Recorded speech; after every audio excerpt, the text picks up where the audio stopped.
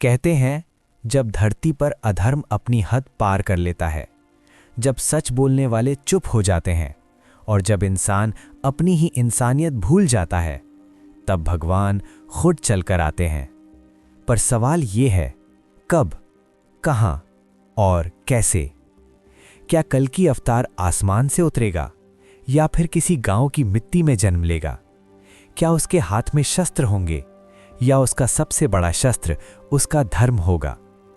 आज जो कहानी तुम सुनने जा रहे हो, वो सिर्फ एक युद्ध की कहानी नहीं है।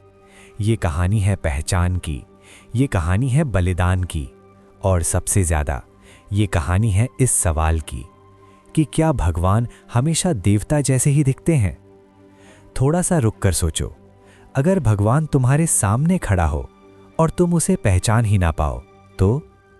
इसी सोच के साथ इस कहानी का पहला सांस शुरू होता है। ठंडी हवा चल रही है, बर्फ जमीन पर जम चुकी है और एक आदमी नंगे पांव, आंखों में शांति और शरीर पर घाव लिए विष्णु की मूर्ति के सामने बैठा है। उसकी सांस में डर नहीं है, उसके मन में शिकायत नहीं है, बस एक प्रार्थना, बी विद मी। वो उठता है, बर्फ को अपने पैरों से झाड़ता है और जैसे ही वो अपनी तलवार को बर्फ से बाहर निकालता है, हवा रुक जाती है। ये कोई आम तलवार नहीं, इस पर लिखे चिन्ह समय से भी पुराने हैं। और जैसे ही वो अपने घोड़े पर चढ़ता है, सूरज की पहली रोशनी उसके पीछे से उगती है, जैसे प्रकृति खुद कह रही हो, अब देर नहीं हुई। Fear now, for he is coming. दूसरी तरफ रेगिस्तान के बीच रेत के समुद्र में एक और युद्ध तैयार हो रहा है।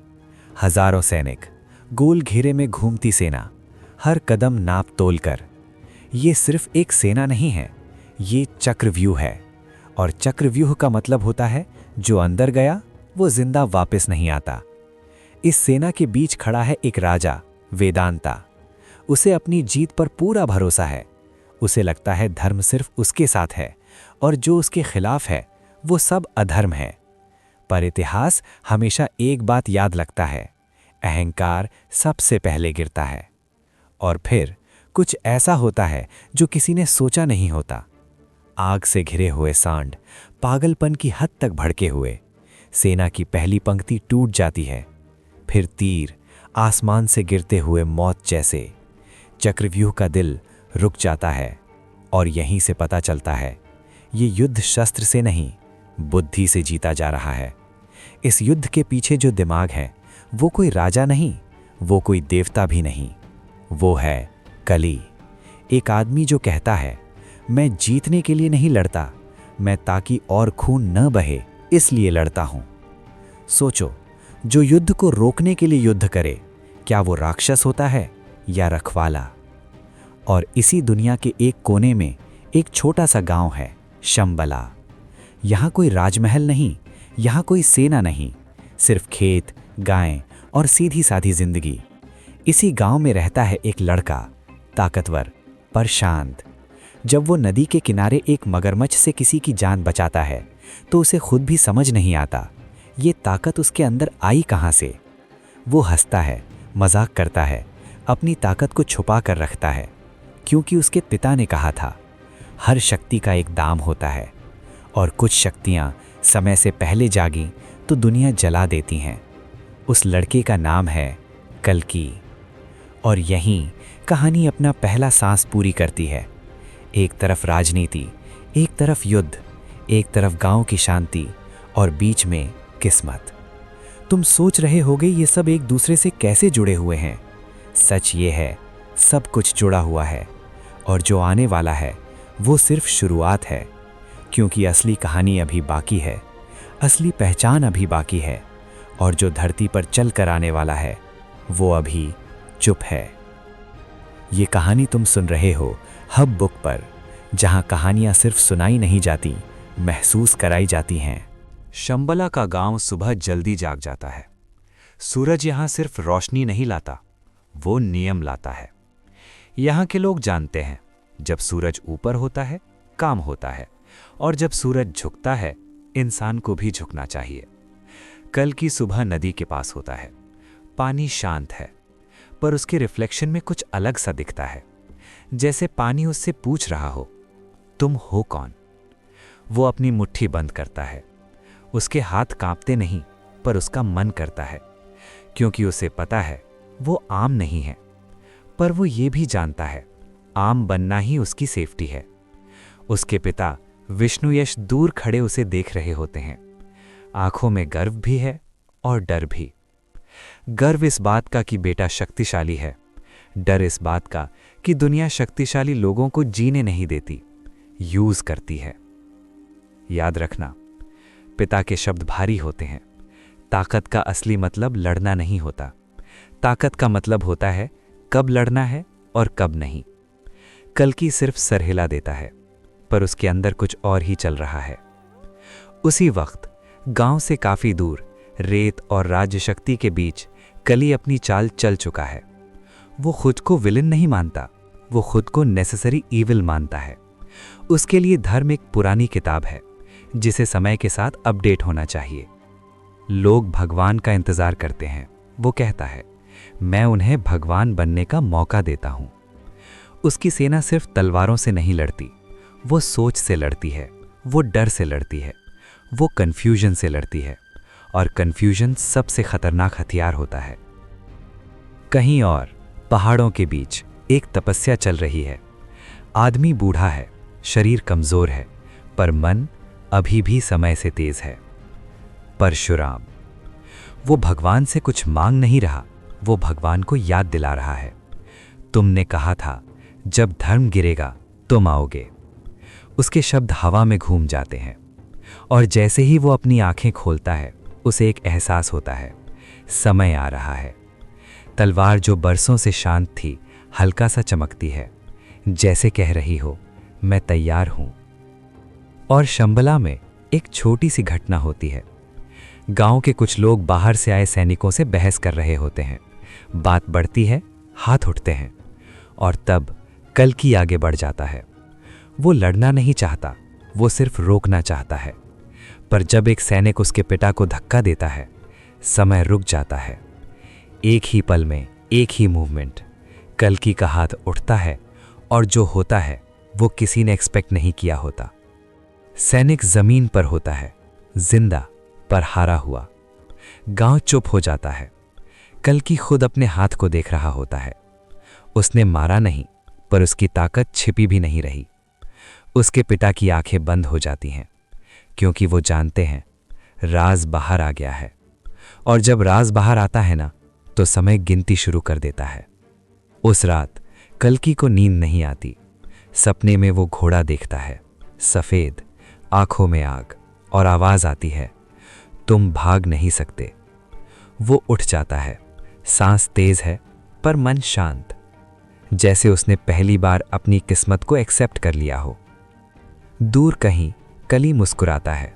उसे पता चल गया है शंबला अब चुप नहीं रहा। और जब शंबला जागता है तो युग बदलने लगता है, क्योंकि ये कहानी सिर्फ एक लड़के की नहीं है। ये कहानी है उस पल की जब दुनिया को फिर से धर्म याद दिलाया जाता है, और यहीं से सच और झूठ का अंतर धीरे धीरे धुंधला होने लगता है। शंबला की रात उस दिन कुछ ज्यादा ही शांत थी। इतनी शांत कि हवा भी जैसे संभल कर चल रही हो। कल्कि छत पर बैठा था, आंखें खुली थीं, पर देख कुछ और रहा था। उसके अंदर एक सवाल बार बार घूम रहा था, अगर मैं वही हूं जो सब कह रहे हैं, तो फिर मैं नॉर्मल कैसे रह सकता हूं?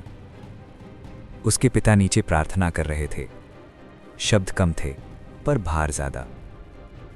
वो जानते थे, जब भाग्य अपनी दिशा बदलता है तो परिवार सबसे पहले हिला करता है।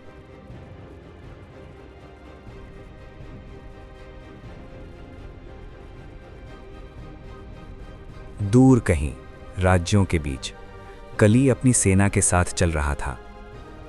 उसका रास्ता सिर्फ जमीन पर नहीं था, वो लोगों के मन से गुजरता था। भगवान आने वाले हैं, वो मुस्कुराकर कहता, पर तब तक तुम किसकी सुनोगे? और लोग सुनते थे, क्योंकि कली उनसे सच कहता था, आधा सच। वो कहता था, धर्म तुम्हें मजबूर करता है, स्वर्ग का वादा करके जमीन छीन लेता है और जो सवाल करे उसे पापी बना देता है। लोग सोच में पड़ जाते थे और सोच जब डर से मिलती है ना तो विद्रोह बन जाती है।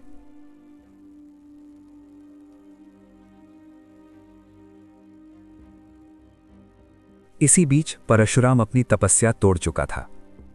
उसने देखा था, सपने में नहीं संकेत में, घोड़ा, तलवार और एक लड़का जिसकी आंखों में अभी भी मासूमियत थी। परशुराम के चेहरे पर एक हल्की सी मुस्कान आई और फिर एक बोझ।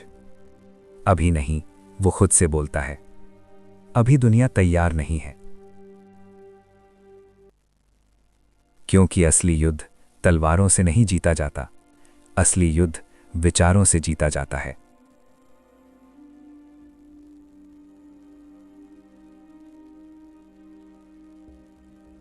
शंबला में अगला दिन आता है और उसके साथ मेहमान, एक साधु, अजनबी पर आंखों में पहचान।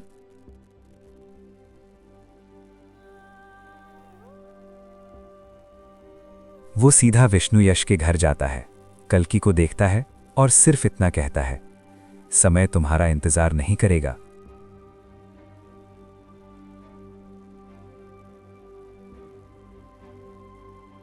उस रात पिता और पुत्र पहली बार खुलकर बात करते हैं। विष्णु यश सच बता देता है, सब कुछ। जन्म, भविष्यवाणी और वो बोझ जो कल्कि के कंधों पर बिना पूछे रख दिया गया।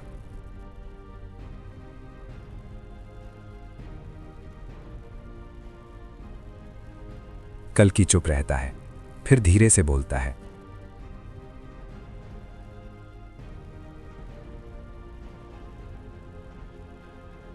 पर मैंने ये सब चूज नहीं किया। पिता की आवाज कांपती है, पर बेटा, शायद दुनिया ने तुम्हें चूज किया है। ये वही पल होता है जब इंसान अपनी किस्मत से लड़ना छोड़ता है या फिर उसे समझना शुरू करता है। उसी रात कली का संदेश आता है, शंबला को सरेंडर करने का आदेश, शांति के नाम पर। गांव में खौफ फैल जाता है। लोग चाहते हैं लड़के को दे दो ताकि सब बच जाएं। और पहली बार कल्कि महसूस करता है कि भगवान बनना शायद सबसे अकेला काम होता है।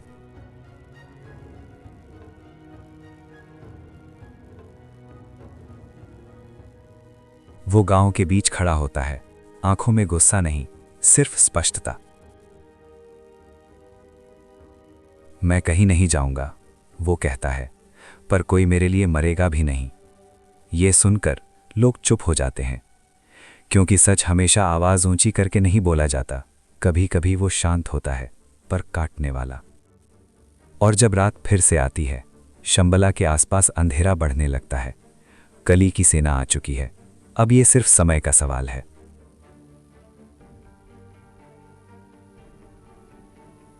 कल्कि अपनी मां के पास जाता है। वो उसके माथे पर हाथ रखती है, कुछ नहीं कहती, पर मां का स्पर्श कभी भी नॉर्मल नहीं होता।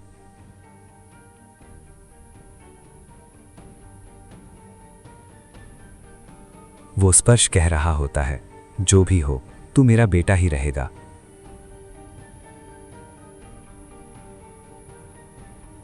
और इसी पल जब दुनिया का बोझ एक जवान दिल पर पड़ता है, कहानी अपने सबसे नाजुक मोड़ पर आ जाती है। क्योंकि अब सवाल ये नहीं है कि कल्कि कौन है, सवाल ये है, क्या दुनिया उसके लिए तैयार है। रात का आखिरी पहर था। शंभाला के बाहर जलते हुए मशाल और बीच में खड़ी सेना। कली खुद आगे आता है। उसकी आंखों में गुस्सा नहीं है, उसकी आवाज में धमकी नहीं है, बस यकीन है। लड़का हमें दे दो, वो शांत लहजे में कहता है, और मैं ये गांव छोड़ दूंगा। शब्द शांत हैं, पर मतलब तलवार से ज्यादा तेज। गांव के लोग एक दूसरे की तरफ देखते हैं, कुछ आंखों में डर, कुछ में गुस्सा, कुछ में लालच, जिंदा रहने का लालच। और तब कल्कि आगे बढ़ता है।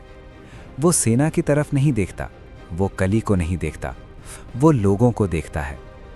तुम मुझे दे दोगे, वो पूछता नहीं, वो मानता है। कली हल्की सी मुस्कान देता है, देखा, वो अपनी सेना से कहता है, धर्मा हमेशा अपने ही को कुर्बान करता है। पर तब एक आवाज आती है, बूढ़ी पर कांपती नहीं, गलत। परशुराम। वो अंधेरे से बाहर आता है, हाथ में तलवार, आंखों में युगों का अनुभव। सेना पीछे हट जाती है। कली पहली बार सीधा खड़ा हो जाता है। तुम। कली बोलना चाहता है। परशुराम उसे देखकर कहता है, तुम लड़के को नहीं समझ पाए और ना ही धर्मा को। कली हंसता है, धर्मा? जो जीत जाए वो धर्मा होता है। परशुराम तलवार जमीन पर टिका देता है। नहीं, वो कहता है, जो किसी को बेच के जीता जाए वो सिर्फ भय होता है। हवा तेज चलने लगती है, जैसे प्रकृति खुद फैसला सुनने आई हो।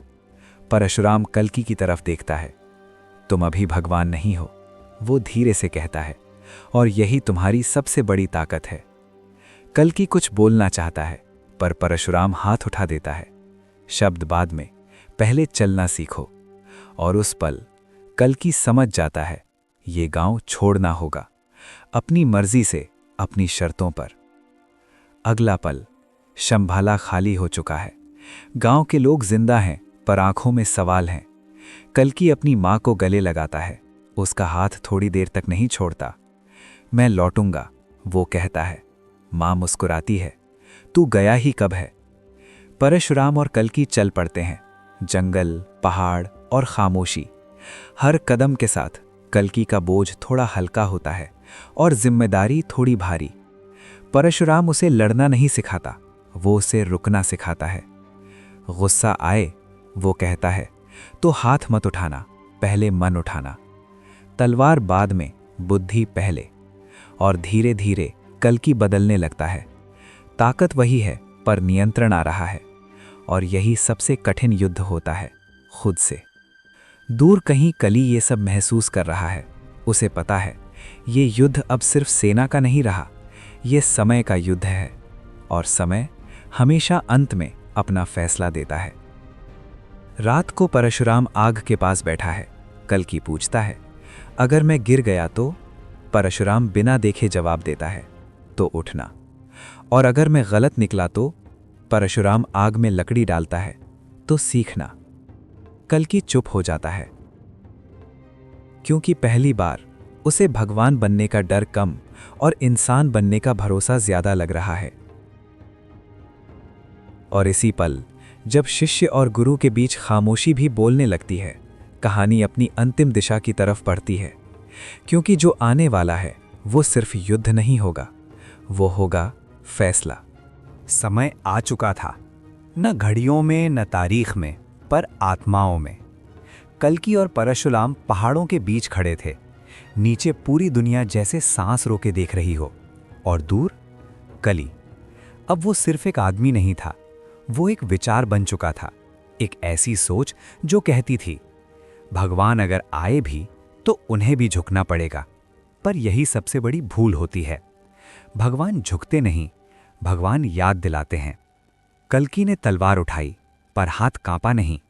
परशुराम ने कुछ कहा नहीं, क्योंकि अब शब्द की जरूरत नहीं थी। गुरु ने जो देना था दे दिया। अब समय था शिष्य के खुद को पहचानने का।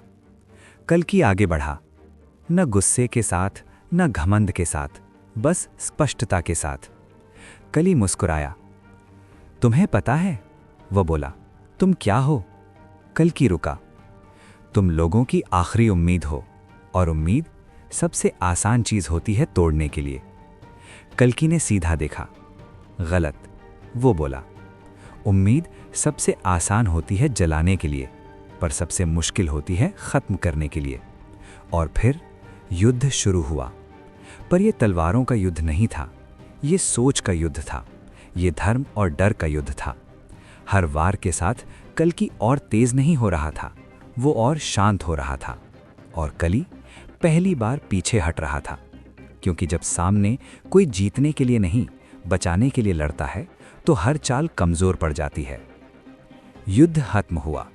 कोई चीर नहीं, कोई जश्न नहीं, बस एक सच। कली जमीन पर बैठा था, जिंदा पर हारा हुआ।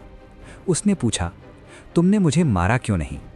कल्कि ने तलवार नीचे रखी, क्योंकि तुम अधर्म हो, पर तुम भी इस युग का हिस्सा हो।